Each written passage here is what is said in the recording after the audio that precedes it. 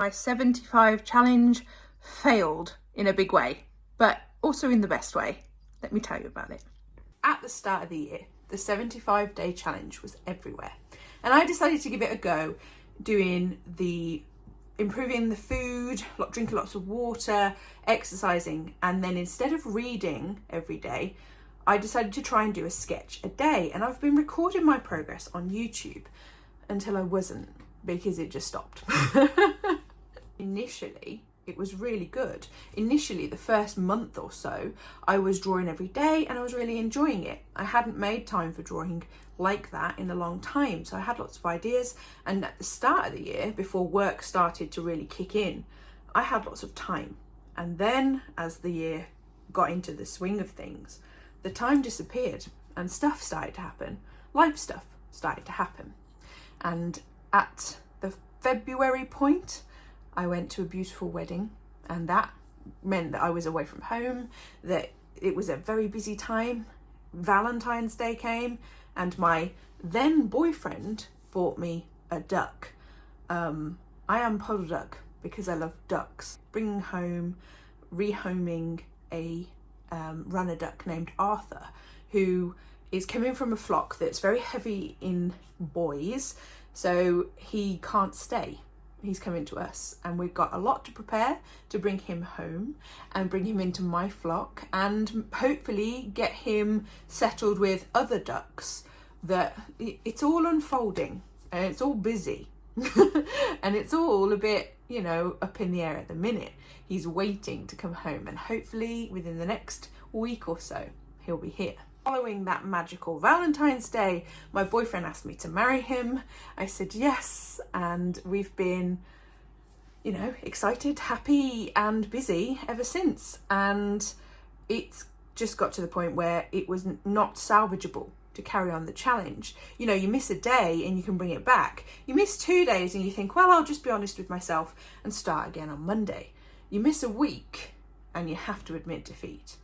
I have to admit defeat. But I learned a lot in the process. So let me show you the last couple of sketches I did, and then we'll talk about what I learned from the challenge itself. Silver and I have been playing Star Wars Unlimited, which led me to draw little Grogu and his frog.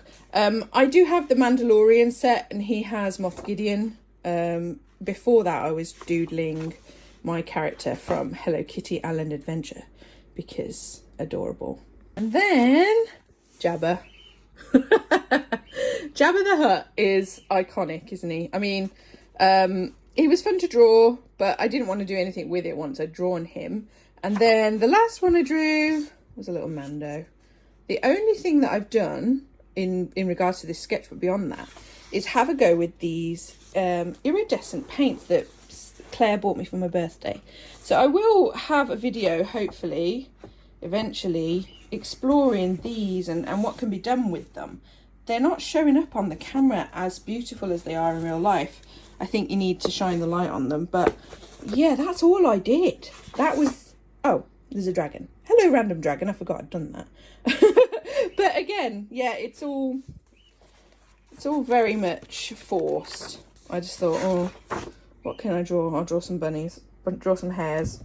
I think what I've come to learn from doing this challenge is that I cannot force myself to sketch and expect it to be a productive experience for a prolonged period of time. Fair enough, if you need to do study, if you need to have a look at, you know, anatomy or educational type sketching, it's important to be able to put yourself in front of the page and have a go.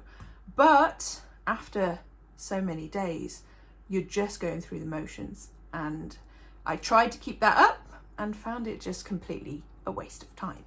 I'm hoping that now I'm finished with this challenge, I can start filming content for YouTube that's a little bit more varied. We've been very boring on here every week, just talking about the same thing.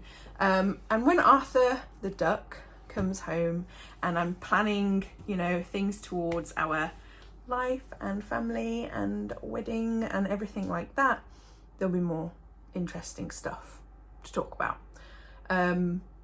That is where we are Thank you so much to the handful of people who've come with me from day one. I really appreciate you. I know many of you have followed me from TikTok. You can find me on there on Puddled Up Pod, the same, but not posting as much as I used to be fair. I've been quiet everywhere.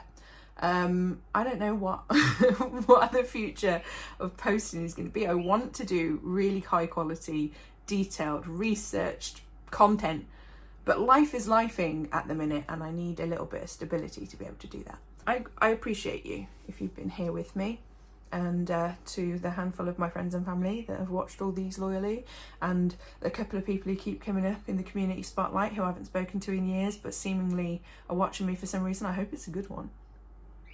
If it's not, what are you gonna do? Yeah, much love to you all, and I'll see you when I see you. Maybe next week, maybe not, I don't know. When the duck gets here. I'll see you when the duck gets here.